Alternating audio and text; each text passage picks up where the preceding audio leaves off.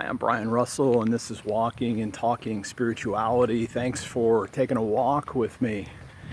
And this morning, it's July 31st when I'm shooting this video, and my heart's just filled with gratitude. It's a big day. Many of you know I've been writing a book on centering prayer. The title's tentatively Centering Prayer and the Journey to Love.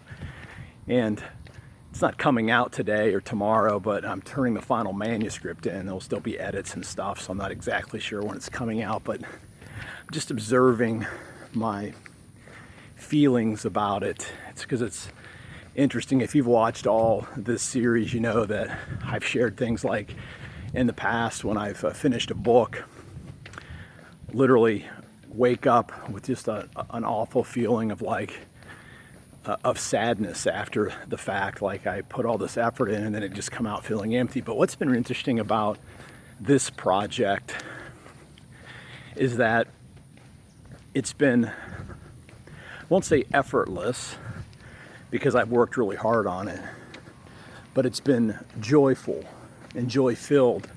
Not that I've been jumping up and down happy every day, but that there's been a real deep peace about this project from the minute that I put pen to paper and started writing.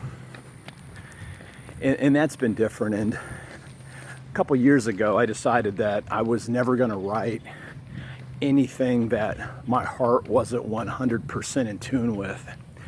And I don't mean that the things I've written in the past were bad or that I didn't believe the things I write, but not at all. But a lot of what I've done in the past was I needed to do certain things to be promoted in my profession, or I needed to make some money on something. So I took a writing project that was definitely within my sweet spot, but I wouldn't have done it except I needed to support my kids, rebuild my life, and so on. And a couple years ago, I decided I'm only writing things that 100% align with my mission, my real deep interest. And so I sat down and just started writing. I was trying to write 500 words a day. I just tried to write 500 words about my centering prayer experiences. And, months later, I started this in 2018. By about a year later, I literally had, 60, 70, 80,000 words. And I thought, wow, I think I might have a manuscript here, but I wonder if anybody would even want to read it.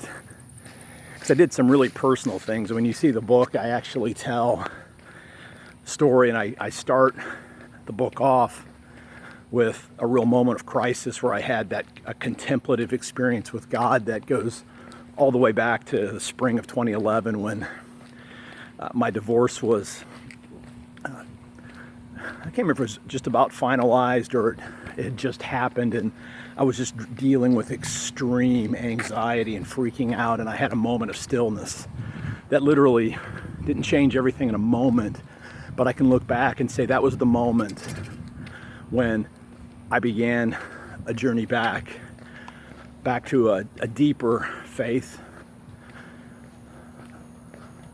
a journey back to a more authentic faith, and even a journey back to love. And then my book's going to be called A Centering Prayer and the Journey to Love. Again, this particular walking and talking may not be helpful to anyone else other than myself, but at the risk of a little indulgence, I just want to say I'm super grateful. If I could kind of see myself here today walking through my neighborhood talking with you back in 2011 when I was walking with all kinds of, back in 2011 when I took that walk, I was literally freaked out, terrified, and I just stand here grateful. It's hard, it's COVID-19 still, but I know God's got our backs. It doesn't mean it's not going to be hard. It doesn't mean when I go out in public I'm not going to have a mask on. I do wear masks, I just don't wear them when I'm walking around my neighborhood, when I'm by myself. It doesn't mean that I'm going to live recklessly, but I'm going to live the rest of my life with gratitude and Again, I'm looking forward to my book. I'm really grateful for Paraclete Press, the ones that are going to publish it. And unlike every other book I've ever done, I did one book proposal, sent it to one press at the recommendation of my old good friend Steve Harper, wanted a good spiritual formation press, so I just went for it. And Paraclete's a really good press, and my first choice literally took the book. And so I think there was a lesson there for me somewhere too, just about writing, being authentic, being transparent, sharing what God's done in my life, and then just sending it out in the world without any fear. So grateful for you. I know I do have people that like to watch these videos, and so I'm super grateful that you all watch these videos. Especially grateful for those that watch them all the way to the end. That's what I always tell the folks that I work with. When you're preaching, do a great job, do your very best, but you got to release all outcomes. And just remember, just like my old professor Jerry Mercer, he's still alive, he's in his 80s now, but Jerry Mercer was my preaching teacher, and he said someday Brian, someday someone's actually going to listen to what you say. And back then I thought, boy, I better make sure I got something good. So I'm grateful for everybody that listens all the way to the end. And if you're a content producer, pastor, or wherever you are, be authentic, be transparent, allow the grace that God's shown to you and given to you to flow through you. Don't be ashamed of your wounds, your pains, the time where you got really beat up, but embrace the kind of habits and lifestyle that allows God to continue to work, rebuild, reclaim. Just finished reading this morning Ezekiel 36 and 37, two great chapters about God taking out a heart of stone and putting in a heart of flesh. It's kind of a holiness text. And then Ezekiel 37 is about bringing dry bones back to life. My story's not over yet, but I feel like I'm living into those chapters right now, and I'm so grateful.